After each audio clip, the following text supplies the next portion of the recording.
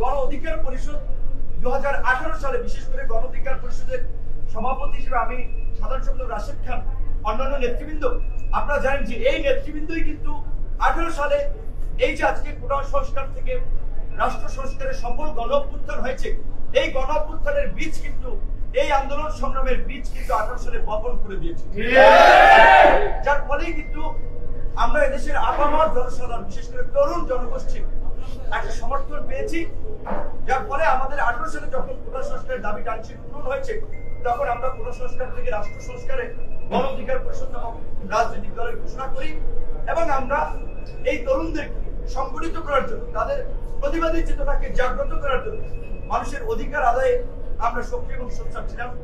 হামলা, মামলা, নির্যাতন, নিপীড়নেও কিন্তু আমরা দমে যাইনি। আমরা দৃঢ়ভাবে বিশ্বাস করি পুরানো জঞ্জাল সরাতে নতুনদের আগমনের কোনো বিকল্প নেই। আজকে যেই তরুণরা বিপ্লব ঘটিয়েছে, গণ অভ্যুত্থান ঘটিয়েছে, এই তরুণরাই পারবে আগামী বাংলাদেশকে সঠিক পথে পরিচালিত করতে। এই যে একটা নতুন পলিটিক্স, নিউ ডিসকোর্স, নিউ রাজনৈতিক দল, মানুষের যে প্রত্যাশা এবং গণ অধিকার পরিষদ হচ্ছে এই নতুন প্রজন্মের নতুনদের রাজনৈতিক দল। এখন এই দল যেন একটা সম্ভাবনাময় শক্তিশালী দলে পরিণত হতে না পারে, এই দলের নেতা কর্মীদের বিরুদ্ধে অতীতেও নানান ধরনের প্রোপাগান্ডা, ষড়যন্ত্র হয়েছে, এখনো হচ্ছে এবং হবে। আমরা পরিষ্কারভাবেই বলতে চাই, শেখ হাসিনার ফ্যাসিবাদকে মোকাবেলা করেই কিন্তু, শেখ হাসিনার সাথে লড়াই সংগ্রাম করেই কিন্তু আমরা আজকে এই অবস্থাটা তৈরি করেছি। আপনাদের সবার আমরা ইতিবাচক সহযোগিতা চাই। আগামী বাংলাদেশ বিনির্মাণে বিশেষ করে তরুণ, পাশাপাশি তরুণ বলতে শুধুমাত্র বয়সের তরুণ আমরা বোঝাচ্ছি, যারা কাজে তরুণ, যাদের তারুণ্য আছে, বয়স যাদেরকে বয়সের ভেবে বাঁচতে পারে না। এই যে আপনাদের এই আন্দোলনে 60 বছরের আপনার বৃদ্ধ কিংবা 50 বছরের আমাদের মায়েরা রাজপথে তাদের সন্তানদেরকে নিয়ে কিন্তু নেমে গেছে। অবসরপ্রাপ্ত সামরিক কর্মকর্তা কর্মচারীরা রাওয়া ক্লাব থেকে তারা কিন্তু রাজপথে নেমে এসেছিল।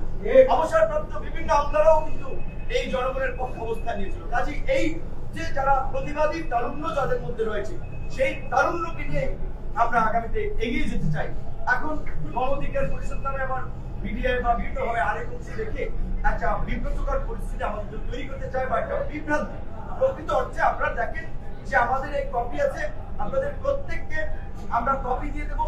আপনার অফিসিয়ালি সাংগঠনিক ভাবে গণ অধিকার পরিষদ, সংক্ষিপ্ত নাম যার জিওপি, আমরা নিবন্ধিত হয়েছি। তো অনুরোধ করবো 2-4 জন যারা বিভ্রান্তকারী, পথভ্রষ্ট যদি দাবি করে গণ অধিকার পরিষদ হয়, আপনারা দেখেছেন তাদের রাজনৈতিক অবস্থানটা বা সাংগঠনিক অবস্থানটা এই দলে কোথায় কি পর্যায়ে ছিল সেটা আপনারা জানেন।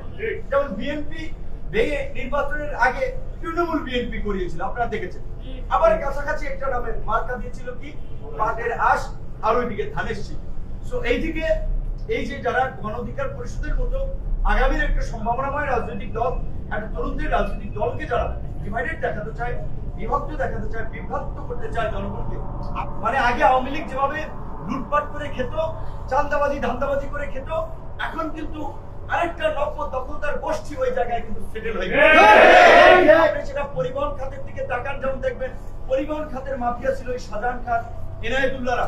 তারা যেই অফিসে বসে চাঁদা তুলতো, যেই পরিবহনগুলো জনগণের মানুষের কাছ থেকে নিয়ে তারা নিয়ন্ত্রণ করতো, এখন কিন্তু সেগুলো আবার একটা সেটআপ বসে গেছে পরিবহন খাতে না, বিভিন্ন জায়গায়। এখন আমরা যেটা বলছি যে এই গত রেজিমের সহযোগীদের অস্তিত্ব না রাখার জন্য, বিকজ তাদের অস্তিত্ব যদি থাকে তাহলে নতুন পরিবর্তন হবে না। কিন্তু দেখেন আজকে 82 জন সচিব রয়েছে, সারা দেশে লক্ষ লক্ষ সরকারি কর্মকর্তা কর্মচারী রয়েছে, সবাই কিন্তু ফাঁসিবাদের দোষর ছিলেন না। কাজী সবাইকে ঢালাও ভাবে ট্যাগ দেওয়া, ঢালাও ভাবে অভিযুক্ত করে সব মানুষকে বিপক্ষে দাঁড় করিয়ে দেবেন না। এটা যারা করছেন এই বিষয়ে সতর্ক থাকবেন। আমাদের কথা পরিষ্কার, যাদের স্পেসিফিক সুনির্দিষ্ট অপরাধ রয়েছে তাদের বিরুদ্ধে পদক্ষেপ নিতে হবে। ঢালাও ভাবে কাউকে হয়রানি করা, চাকরিচ্যুত করা, এটা করা যাবে না। এবং দেশকে সচল করার জন্য এই মুহূর্তে দুটো বিষয় আমাদের সবচেয়ে গুরুত্বপূর্ণ এবং জরুরি। প্রথম দিন থেকে আমরা বলে আসছি, এখন আমরা বলছি, প্রথম হচ্ছে আইন শৃঙ্খলা পরিস্থিতি স্বাভাবিক করা। এখনো পুলিশকে স্বাভাবিক কার্যক্রমে ফেরানো যায় নাই। স্বরাষ্ট্র উপদেষ্টা অনতিবিলম্বে অন্যান্য স্টেক হোল্ডারদের সাথে আলোচনা করে পুলিশকে স্বাভাবিকভাবে ফাংশনিং করতে হবে। দ্বিতীয়ত, দেশের অর্থনীতিকে সচল রাখার জন্য আমরা পরিষ্কারভাবেই বলছি, কোনো ব্যবসায়ী যদি আওয়ামী লীগের সহযোগী হয়ে থাকে, সে যদি অপরাধ করে থাকে, অর্থ পাচার, লুটপাট করে থাকে, আইনের আলোকে তার বিরুদ্ধে বিচার হবে। কারো এখতিয়ার নাই কারো মিল ফ্যাক্টরি জ্বালিয়ে দেওয়ার, কারো এখতিয়ার নাই কোনো অফিস দখল করার।